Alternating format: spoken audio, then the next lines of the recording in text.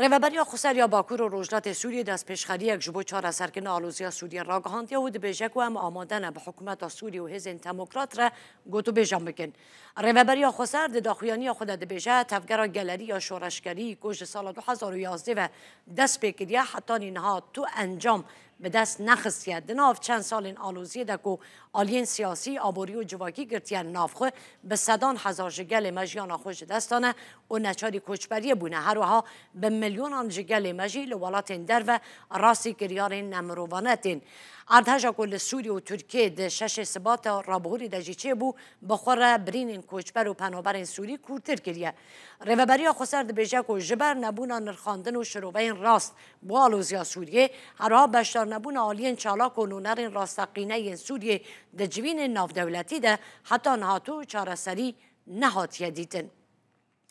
هرا ریوبریا خسر دست پیشخری خدا خالین هری گرینگ ویژه اون کد بیجه ام در ریوبریا خسر یا باکور و روجات سوریه ده تیکستی لسر یک پارچتی آخا سوریه دکن و نابه پرسکری که لسوریه لدر وی چارچوه یکی تیا ولات وارن چاره سر کرن. هرا ده بیجه ام جو بویکانینا چاره سری آماده نه هفدیتنه به حکومت سوریه و همو آلین سوریه را بیک بینن.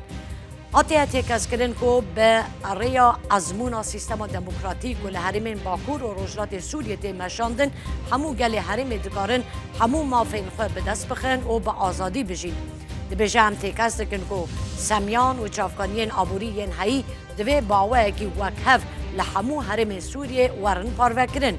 هر را گاندیم تکس کردن که تکوشین و خبات ما یا شر لدیجی ترور بردوامه و ده بردوام جی بکه. حکومت ترکیه یاد داگیر کرد آلوزیا سوریه کورتر کرد آخا ولات و یکی تیاوه پرچه کرد دستگو پشکیلی دا کومن تروریست مینا داشه و کومندن حکومت ترکیه دستوردان سوریه دکه تا که جوان لسر آلوزیا خوی یا هندر بگرد به ترکیه داگیرکری آخوه لسر آخا سوریه بداوی بینه هم دخوازن به ترکیه و همو ولات در دور و گلین وان را باشتی بجین اگر ایرش کردن بکاد ام موافقوی پاراستن بجی بینن دوی ولات عرب نتوین یکرتی و جواکان ناف دولتی دستک بدن به چارسریه که حوبش دناورا ریوبریا خسر حکومت سوریه و حزب دموکرات ده.